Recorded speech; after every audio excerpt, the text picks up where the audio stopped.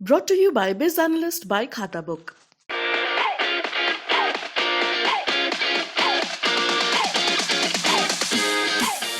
Bharatiya Janata party की अलग अलग सरकारों के आपने शपथ ग्रहण देखे ही हैं, तो इसमें क्या होगा क्या नहीं होगा ये प्रदेश का जो नेतृत्व है, केंद्र का नेतृत्व है, वो तय करेगा। उत्तर प्रदेश में बीजेपी ने चुनाव में प्रचंड बहुमत के साथ सरकार बनाने जा रही है। दिल्ली में बैठकों का दौर जारी था। दिल्ली में बैठक कर लौटे हैं दिनेश शर्मा जी, उत्तर प्रदेश के मौजूदा समय में उप मुख्यमंत्री जी हैं। सर, बैठकों का दौर खत्म हो गया, क्या निर्णय, अब क्या स्वरूप, कैसे क्या रहेगा? नहीं, बीजेपी एक कैडर बेस्ड पार्टी है और इसमें मैं नहीं हम है, और जो भी चाहे जीत हो चाहे कहीं कोई कमी हो, हर चीज को बेहतर बनाने के लिए बराबर कार्यकर्ताओं का आपस में विचार विमर्श और केंद्रीय नेतृत्व या प्रदेश नेतृत्व से मार्गदर्शन का प्रक्रिया चलती है। और एक सामान्य प्रक्रिया है कि हम लोग आपस में विचार विमर्श करने के लिए भविष्य में और अच्छा प्रशासन कैसे हो। बीजेपी सुशासन के लिए जानी जाती है और बीजेपी घोषणा पत्र जारी नहीं करती है, बीजेपी संकल्प पत्र जारी करती है, जिससे एक एक संकल्प को जनता के हित चिंतन के लिए उसको ठीक प्रकार से किया जा सके। उत्तर प्रदेश यूपी नंबर 1 कैसे बने, सारा जो फोकस है सरकार का माननीय मुख्यमंत्री जी के दिशा निर्देशन पे हमेशा चिंतन रहा है पिछली सरकार में।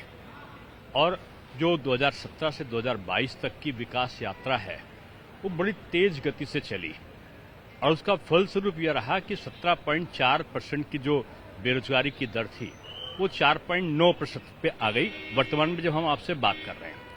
सरकार का हमेशा ये प्रयत्न रहा संकल्प पत्र के माध्यम से कि हम युवाओं को अधिक से अधिक रोजगार के साथ में जोड़े, शिक्षा में रोजगार परक पाठ्यक्रमों को शामिल करते हुए पढ़ते पढ़ते बच्चा रोजगार प्राप्त कर सके, शैक्षिक सुधारों में रोजगार परक पाठ्यक्रमों का समावेश हो, स्टार्टअप के साथ में एक बड़ा फंड सरकार ने जारी किया है। सरकार ने हमेशा, जो पिछली सरकारें हमारी रही है, उसने हमेशा ये कोशिश किया है कि जो बेसहारा पशुओं के लिए जो समस्या का निवारण किसानों की कैसे हो सकता है कि गोवंश का भी संरक्षण हो, आय का सृजन भी हो, जैविक खेती भी हो और गोपालकों को भी एक राहत मिल सके। ये तमाम ऐसे बिंदु रहे हैं जो संकल्प पत्र में जिनका उल्लेख है।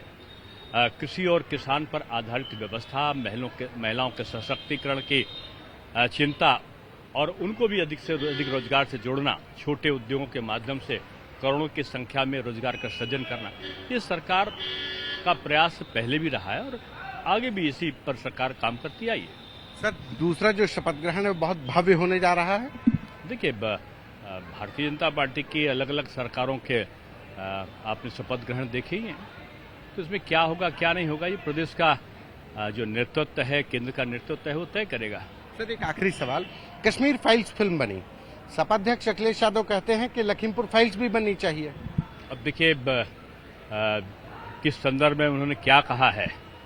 लखीमपुर के संदर्भ में माननीय न्यायालय, अगर वो किसी प्रकरण की कोई उल्लेख कर रहा हो तो माननीय न्यायालय में प्रकरण लंबित है, न्यायालय जो आदेश देगा वो सर्वमान्य है।